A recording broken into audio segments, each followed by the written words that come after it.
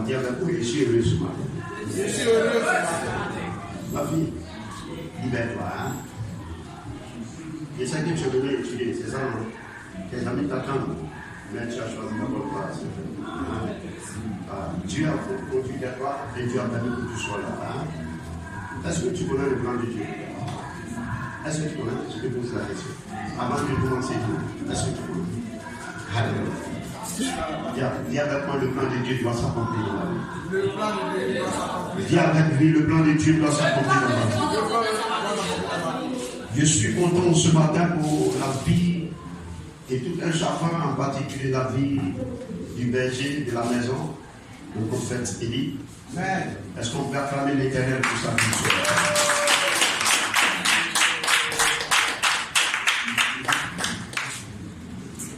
Père, je bénis ton nom, je te rends toute gloire pour ce temps merveilleux.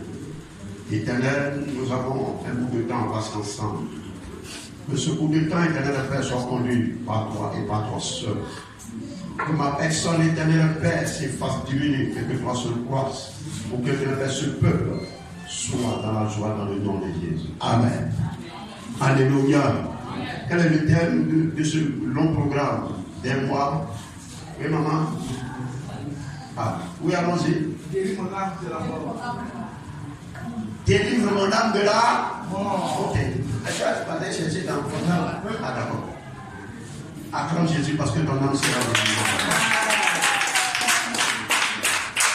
Nous allons, avant de nous asseoir, le texte de base, nous allons le lire et nous allons nous asseoir. Le texte de base est dans Psaume 86, Psaume de David, dans son verset 13.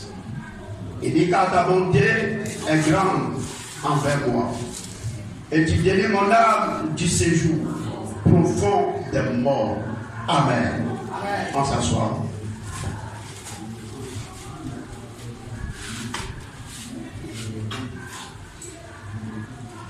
Nous allons prendre, je vais demander à quelqu'un de prendre Apocalypse 3, verset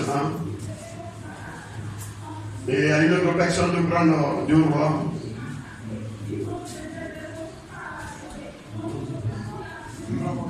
Rois 2. Verset 18. Mais d'abord Apocalypse. Apocalypse 1, verset 3. Oui. Je lis la parole de Dieu. Heureux celui qui lit et ceux qui entendent les paroles de la prophétie et qui gardent les choses qui sont écrites, car le temps est proche. Alléluia. Amen. Apocalypse 3. Hein? Apocalypse 3. Apocalypse 3, verset 1. D'accord. Écrit à l'ange de l'église de Sardes. Voici ce que dit celui qui a les 7 esprits de Dieu et les 7 étoiles. Je connais tes œuvres. Je sais que tu passes pour être vivant et tu es mort. Alléluia. Allons dans 2 rois. 2 rois 2, 19 à 20. 19 à 20. Les gens de la ville dirent à Élisée. Non, tiens-toi de nous. Les gens de la ville dirent à Élisée. Les gens de la ville disent à Élisée. Oui, allons-y. Voici le séjour de la ville est bon. Comme le voit mon Seigneur. Comme le constate mon Seigneur. Mais les eaux sont mauvaises. Et le pays est stérile. C'est ça qui est la vérité. Il dit, apportez-moi un plan neuf et mettez-y du sel. Et ils lui apportèrent. Alléluia. On acclame la parole à toi. Dans le texte de base, c'est le roi David. Mais quel était le roi David? Il est issu d'une famille nombreuse. Il avait des grands frères. Il était le dernier. Mais nous devons comprendre que dans cette famille, David était issu de la seconde épouse. Donc, second rang. Un second rang. Et David était où? Dans les champs, derrière les bêtes. Mais lorsque l'amour de Dieu, lorsque l'élection de Dieu pour quelqu'un est manifestée, quel que soit le lieu où tu te trouves, cela va se manifester. Amen. Alléluia. Alors, Dieu fait tout ce travail-là et Dieu l'envoie de par sa main puissante dans la cour royale auprès d'un roi pour apprendre la royauté. Pour apprendre la royauté. Mais cela n'a pas été facile. Cela a été compliqué. Comme une fois il est fait, c'est bien sûr, la traversée est difficile.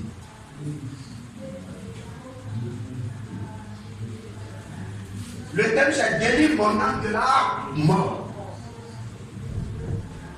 Pourquoi David a dit ça? On va parler de ça. Et pourquoi on a fait cette lecture en Turquie et nous allons prier? C'est que ça a fait du bien. Mais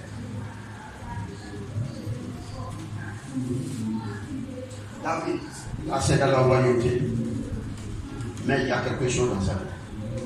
Il a c'est dans la royauté, mais il y a des imperfections dans sa vie. Alléluia.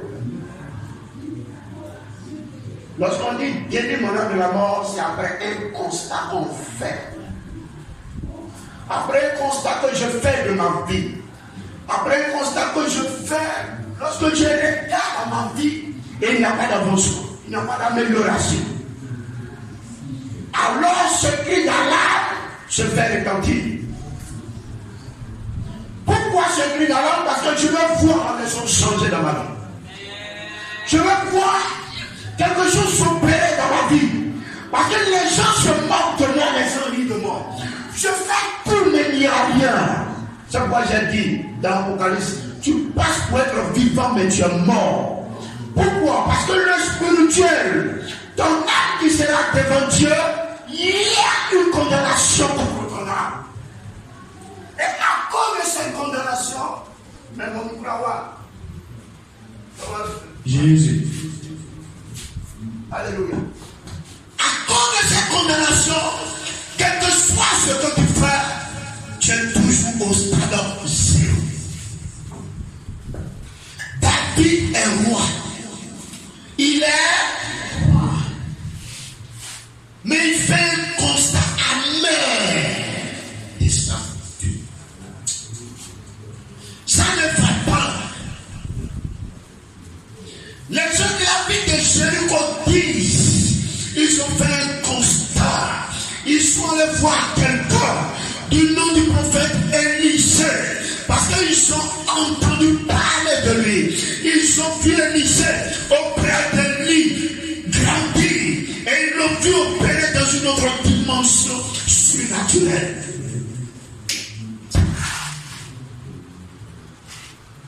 Ils regardent. Et ils vont avec des arguments.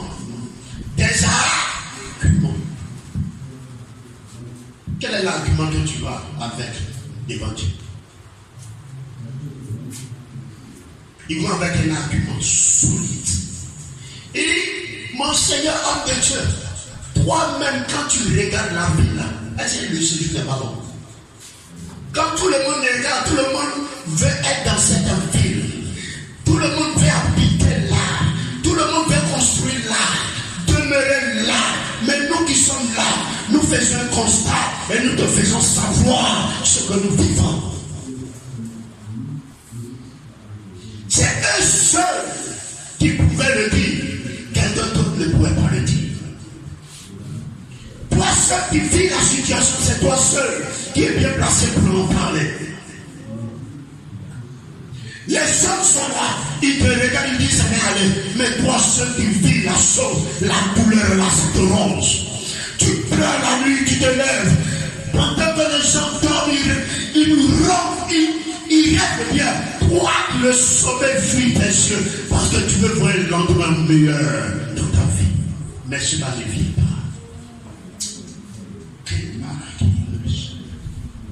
Cette ville a été condamnée à une malédiction. Depuis le temps de Joseph, des siècles après, ce peuple-là vivait. Des siècles après, cette population vivait encore la malédiction qui avait été prononcée. Il y avait la mort dans leur vie. Et cette mort les tétanisait. Cette mort les terrorisait. Cette mort détruisait tout ce qu'ils entreprenaient et tout ce qu'ils faisaient. Ils étaient beaux, ils se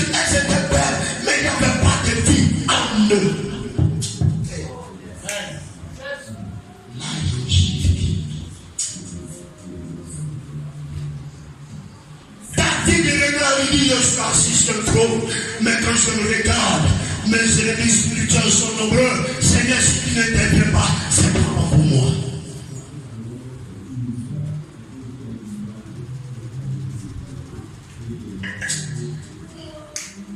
Le frère n'est pas venu matin là. Mon frère, vous allez voir. Il y a assis hier, fait un programme en avant avec les dîners. Quand il me suis couché, mal et je me lève, tu ne peux pas me lever. Côté des paralysés, il dit Seigneur, tu ne vas pas me faire ça. J'ai donné ma parole, la parole est sacrée. Seigneur, mets-moi sur pied pour que je parte. Alléluia. Mais dis avec moi ce matin, Seigneur. Dis avec moi ce matin, Seigneur. Là où mon âme était condamnée à mort, interviens ma foi. Parce qu'aucune main, hors ta main, ne peut me délivrer.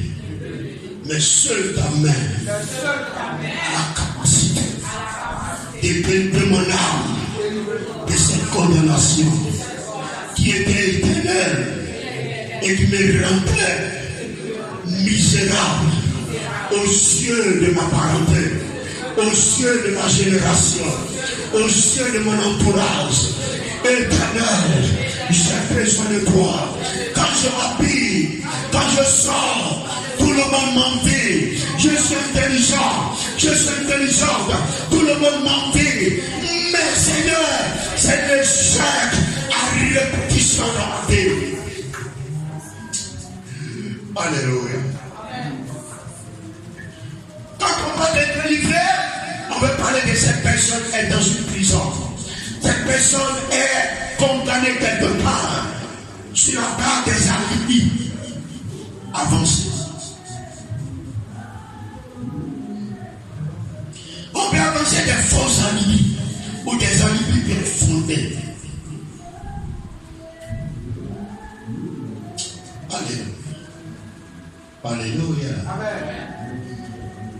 Comment on peut dire, les gens peuvent dire, cet homme-là ne mérite pas de vivre. Elle dit pas, tu ne mérites pas de vivre. Non, je vous pose la question, là, tu ne mérites pas de vivre. Mais pourquoi? Ils ont attaché ton âme à la mort. Les gens de la ville de Jéricho, comme le roi David, sont devant l'homme de Dieu. Dans un élan de désespoir.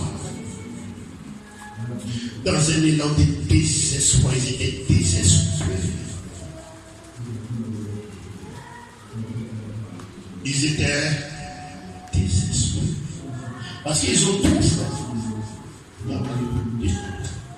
Ils ont tout essayé. Il n'y a pas eu de solution. Mais on va faire quelqu'un qu'on sait qu'il est capable de faire. On ne va jamais faire quelqu'un qu'on sait qu'il n'est pas capable de faire. C'est pourquoi nous on peut dire, est-ce qu'il y a un Dieu comme toi?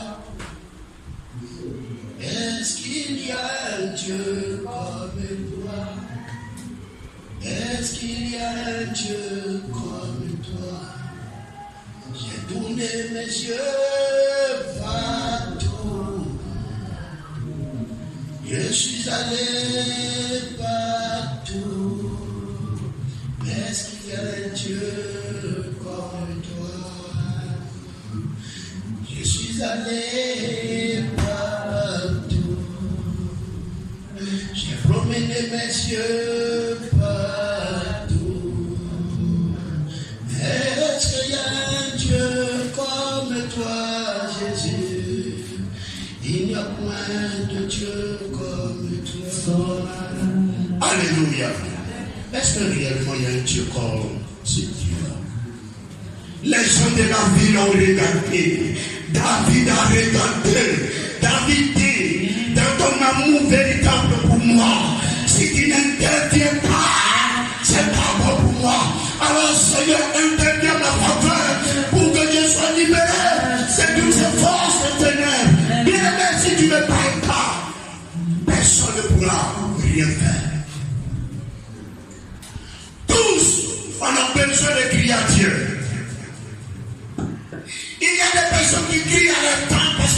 l'église. Allègement parce qu'ils sont bien rentrés. Mais est-ce que ces personnes sont capables de les faire sortir de la situation pour leur donner une stabilité réelle? Alléluia. Quand on parle de l'âme, on parle de ce qui est spirituel. Ce qui est contrôlé sur le plan spirituel par une force spirituelle. Il y a des gens qui sont bien habillés. Il y a des gens qui travaillent sur une bonne position. Quand on met, tu les regardes physiquement, tu dis waouh, ils sont bien. Mais regarde les souffres de cette personne.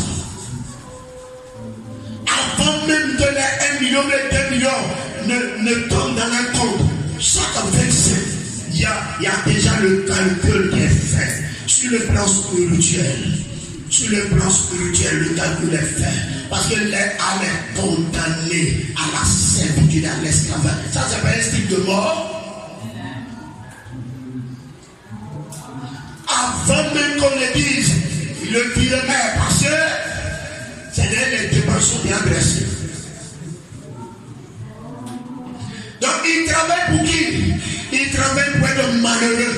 Mais physiquement, quand on regarde, on dit il est heureux, elle est heureuse. Mais même, quand elle regarde, elle est malheureuse, il est malheureux. Pourquoi? Il n'arrive pas à se réaliser. Parce que quoi? Son âme est condamnée à la mort. Sur le plan spirituel, contrôlé par une force du mal. Est-ce que tu comprends ce que je dis?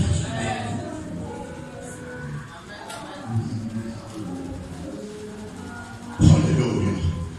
Je vais vous donner un témoignage et puis je continue. Problème. Il y a un homme.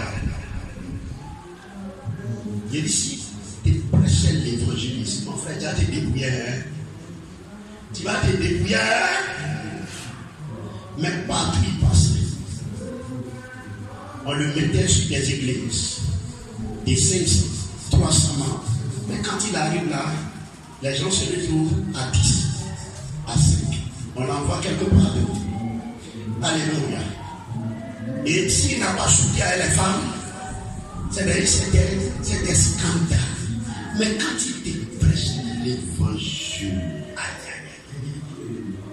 mais il s'est trouvé que la parenté a reçu une malédiction. Et cette malédiction était dans sa vie le condamné à cette vie de mort. Alors partout il passait, au lieu de véhiculer la vie, il véhiculait la mort. Il a fallu qu'il rentre dans un temps de jeûne pour dire Seigneur, mais qu'est-ce qui se passe dans ma vie? Révèle-moi la cause de cette situation. C'est en ce moment l'Éternel par son esprit va le révéler. Après des années de souffrance, après des années de douleur, de fatigue. Alléluia. Comment comprendre que tu es un roi? Toutes les femmes sont à ta disposition. Tu t'apprends femme de quelqu'un et puis tu tues la personne. Ça c'est quoi? Ça c'est le roi David.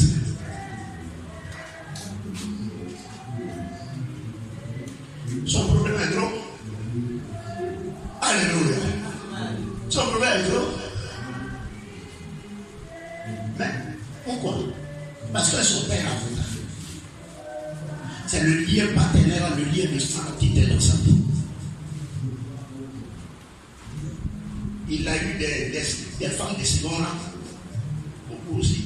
Il a eu des enfants, c'est-à-dire hors légitimes. Ils ne sont pas légitimes selon, c'est-à-dire la loi du mariage. Or, lui n'était pas légitime selon la loi du mariage, parce qu'il est enfant du second rang. C'est pourquoi le vieux a réuni tous ses enfants et puis dans les choses. Il n'y avait pas la mort doit disparaître. Il dit tu passes pour être vivant, mais tu es mort. Dis Seigneur, je ne veux pas passer pour être vivant. Pendant ce temps, je suis mort.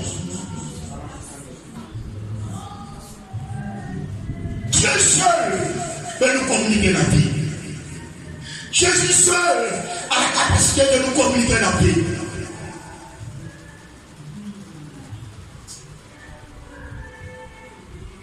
Je suis venu planter le décor d'un mois. Le décor d'un mois de programme. Dans ce décor, vois déjà à la fin de ce programme que quelque chose s'est produit dans ta vie.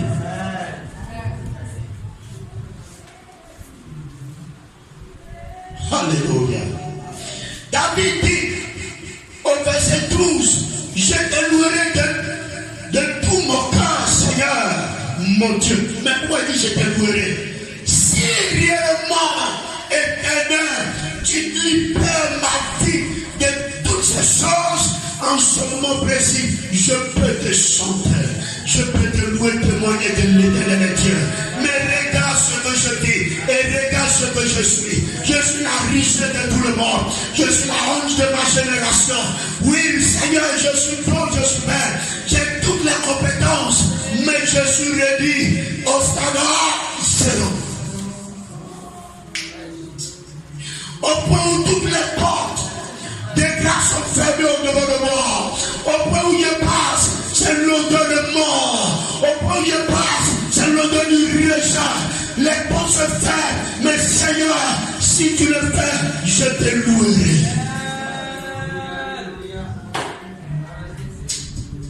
Les gens de la vie de Jéricho travaillaient dur.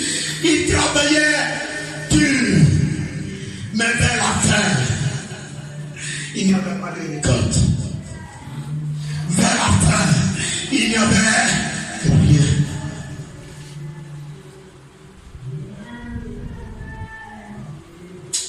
Oh. Alléluia. Robert, que Dieu t'ait béni pour ce programme. Que Dieu t'ait béni pour ce programme. Quand on lit dans le 142, allons-y, Seigneur. 142. Allons-y. Un peu vite. Tous les jours. Et puis on va partir un peu. Il dit, ce n'est pas long, c'est un décor dessus le planté. Psaume 142, psaume de David. Lorsqu'il était dans la caverne, voici la prière qui est faite. Allons-y. De ma foi, je crie en l'éternel. De ma foi, je pleure l'éternel. Mais pourquoi il crie en l'éternel? Pourquoi il pleure l'éternel? Parce qu'il est poursuivi. Pourquoi? Parce que les gens ont décidé de mettre fin à sa vie. Pourquoi? Il ne doit pas atteindre la royauté. Mais pourtant Dieu a dit, il atteindra la royauté. Dis avec moi, j'atteindrai la royauté. Je reprends ma plainte devant lui. Arrête-toi. C'est comme Jésus se révèle à son de tâche. Il dit qu'il serait un instrument entre mes mains, au milieu de ces personnes et devant ces personnes pour parler de moi et amener plus de moi. Mais la mort était là. Mais est-ce que la mort l'a empêché d'arriver à Rome? Parce qu'il lui a dit, à Rome tu iras. Moi, le Père, je dis qu'à Rome tu iras. Alors, quelle que soit la mort, quel que soit tout ce que les hommes feront, tu arriveras à Rome. La mort ne pouvait pas arrêter David. Dieu me dit, la mort ne peut pas arrêter. Jésus a vaincu la mort. La mort de David doit être vaincue. L'essai de David doit être vaincu. Parce que Jésus était suspendu. Jésus était cloué. Jésus était paralysé. Pour que toi tu sois libre et tu rentres dans ta destinée et tu vis de cette destinée. Est-ce que quelqu'un me comprend? J'ai dit, dans ma génération, il n'y a pas quelqu'un. Dans ma parenté, il n'y aura pas quelqu'un. Pourquoi? Parce que j'ai connu le vrai Dieu. Pourquoi? Parce que je prêche le véritable Dieu. Tel il est, tel je le sais.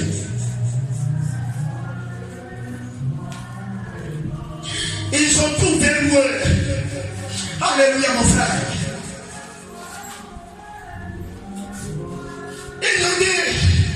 cet homme ne vivra jamais heureux.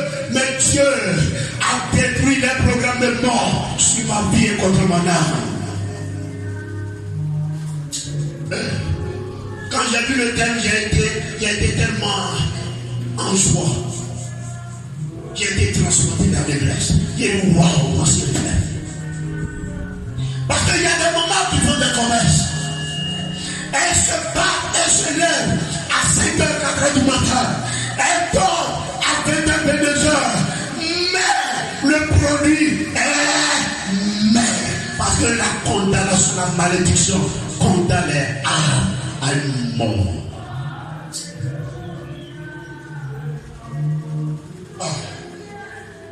Seigneur, diable, est-ce que tu trouves ça normal?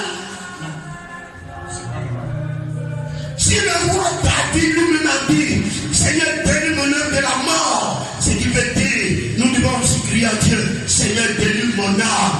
Oui, Seigneur, de l'échec, délivre mon âme de l'humiliation, délivre mon âme de la honte. Parce que quand je regarde, je fais un constat, partout je passe, c'est le rejet. Pourquoi ce rejet? Seigneur, si hier, il y a une action qui a été posée, qui parle aujourd'hui contre moi, Seigneur, que ces liens de cette action soient coupés sur ma vie, détruits sur ma vie, pour que moi, je puisse éteindre la paix de l'Assemblée et parler librement de toi, proclamer librement ta gloire, parce que ce lien de l'Église ne doit pas me suivre. Alléluia. Continue, allons-y. Merci Dieu. Je reprends ma plainte devant lui, je lui raconte ma détresse. Je reprends ma plainte devant lui. C'est un argument solide, comme les gens de la vie sont venus dire, homme de Dieu, regarde, vois. Il dit quoi? David dit, je reprends ma plainte devant lui. Je mets devant lui tout ce que je suis en train de vivre et souffrir. Si je vais devant mon frère, il va se moquer de moi. Si je vais devant ma soeur, elle va se moquer de moi. Mais toi, tu ne vas jamais te moquer de moi. Pourquoi? Parce que tu m'aimes. Continue.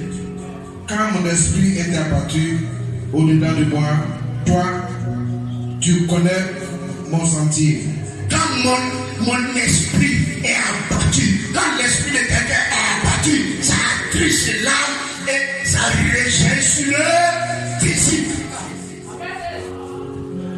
Au point où on dit, mais qu'est-ce qui se passe? Tu as quoi aujourd'hui? Tu as quoi? Tu es malade. Je ne suis pas malade, mais tu n'es pas malade. Mais comme ça. Pourquoi? Parce que le spirituel est souillé. Dis avec moi, Seigneur, dégage mon spirituel. Seigneur, dégage mon spirituel. Dis, Seigneur, dégage mon spirituel. Seigneur, dégage mon spirituel. Alléluia. Continue, frère. Sur la route où je marche, ils m'ont tendu un piège. Reprends ça. Sur la route où je marche, ils m'ont tendu un piège. Pourquoi on va te tendre un piège? Si tu n'as pas une personne de grande importance, on va te tendre un piège à Paris. Si tu n'as pas de valeur, on va te tendre un piège à Paris. Dans cette traversée difficile, c'est parce que tu as de l'importance. Parce que tu as vu plus aux yeux de Dieu. Raison pour laquelle tu vis toutes ces choses. Mais laisse-moi te dire, jusqu'à la fin de ce programme, tu verras la main de Dieu de ta vie. Allons-y, frère. Jette les yeux à droite et regarde. Personne ne me connaît. Personne ne me reconnaît. C'est parce que j'ai chanté tout à l'heure. Je regarde partout. Je tourne mes yeux partout. Il n'y a pas de Dieu. Mais toi seul es le vérité. Personne ne me reconnaît. Personne ne peut me venir en aide. Quand on regarde l'histoire de Bartimée, on le dépose. Il est mendiant aveugle. Mais quelqu'un qui voyait clair, qui est devenu mendiant aveugle. Pourquoi? Parce que des personnes ont décidé qu'ils sont mendiants et aveugles. Ils l'ont condamné à un style de mort. Dis avec moi, je refuse. Dis Seigneur, je refuse cela sur ma vie. Dis Seigneur, je refuse cela sur ma vie. Des personnes ont condamné sa vie à une vie de mort, où ils l'ont rendu aveugle et menti. C'est l'homme qui ne pouvait même pas se moquer de lui hier. Les enfants qui n'étaient pas dignes de se moquer de lui. Ces enfants-là nous manquaient du respect. Les gens te manquent de respect. Ta parole n'est même pas valorisée, respectée. Pourquoi? Parce qu'ils t'ont condamné à un style de vie où tout le monde te dévalorise. Mais tu ne seras plus jamais dévalorisé. Allons-y. Tout refuge est perdu pour moi. Nul ne prend souci de mon âme. Nul ne prend souci de mon âme. Quand ils viennent vers moi, ils viennent parce qu'ils veulent manger. Mais ils ne se posent pas la question. Quel est mon problème? Quelle est ma situation? Quel souci je vis? Mais eux, j'avais moi. On avait les ennemis. Il faut envoyer vite.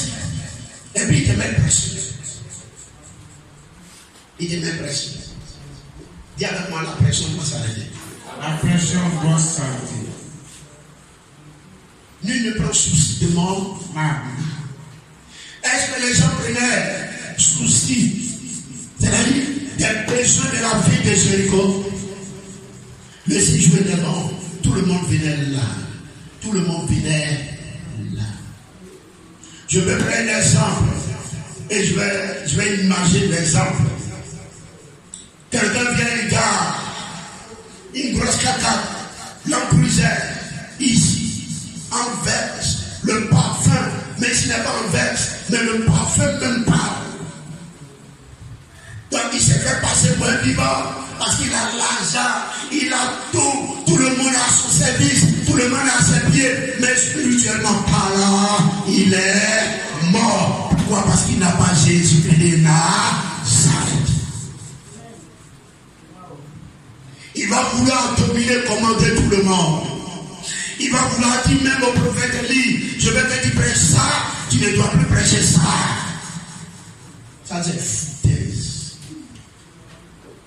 Il a dit à l'église là-bas, si tu me donnes des offrandes, ou bien si Dieu te dit de me bénir, et que le jour où je te prêche, je te dis la vérité, si tu défends de facile, va où tu peux.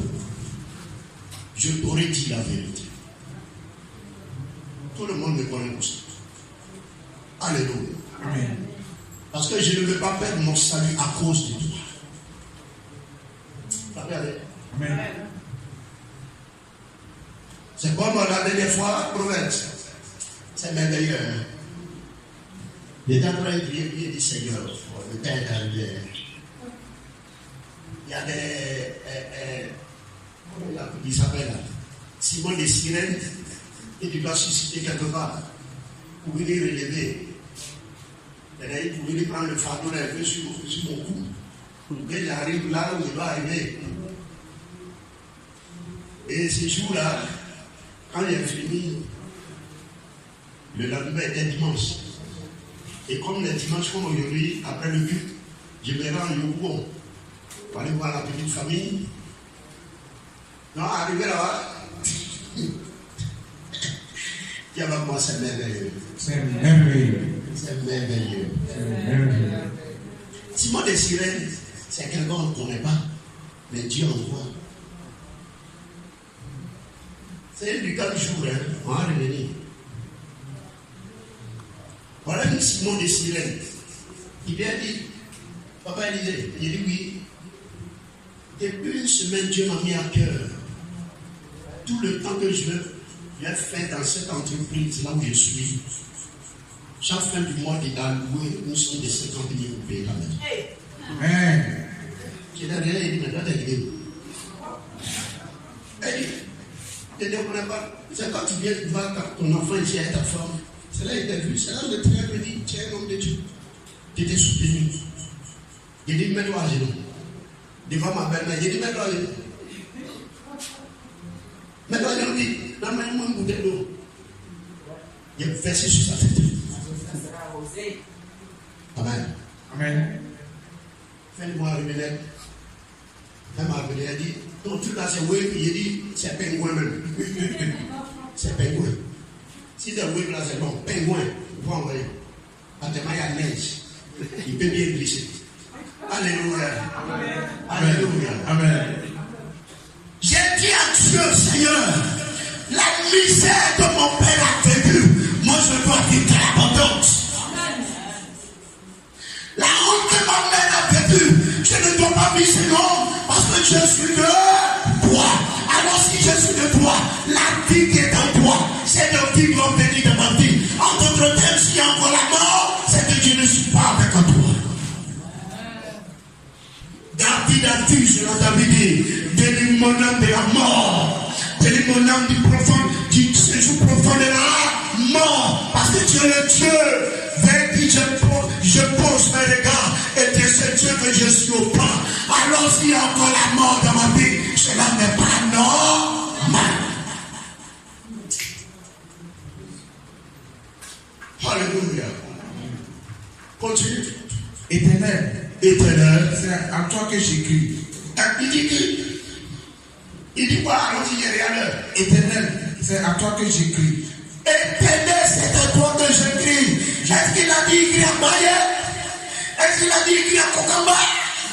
Est-ce qu'il a dit écrit à Ouattara?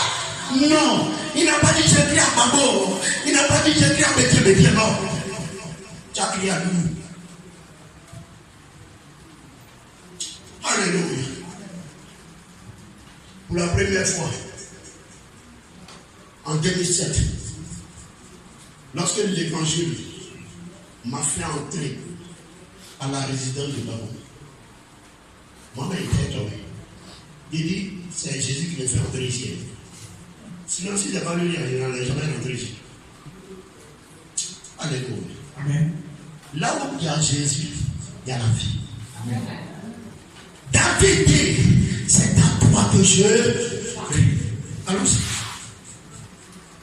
Je dis, tu es mon refuge, mon partage sur la terre des vivants. Mon partage sur la terre des vivants, c'est mon héritage. Tout mon bien. Alors Seigneur, regarde la mort de ma vie. Ils m'ont fait hériter de la mort, de la malédiction paternelle, maternelle. Ils ont fait de moi héritier de la malédiction régionale, sous-régionale.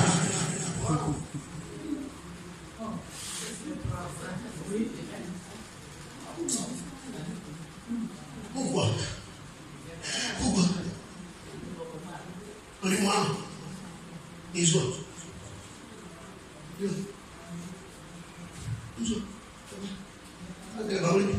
Il y a pas. Est-ce que tu dois vivre ça? Alléluia. Donc il a dit, what? Quelle cause? Pour quelle raison? Alléluia.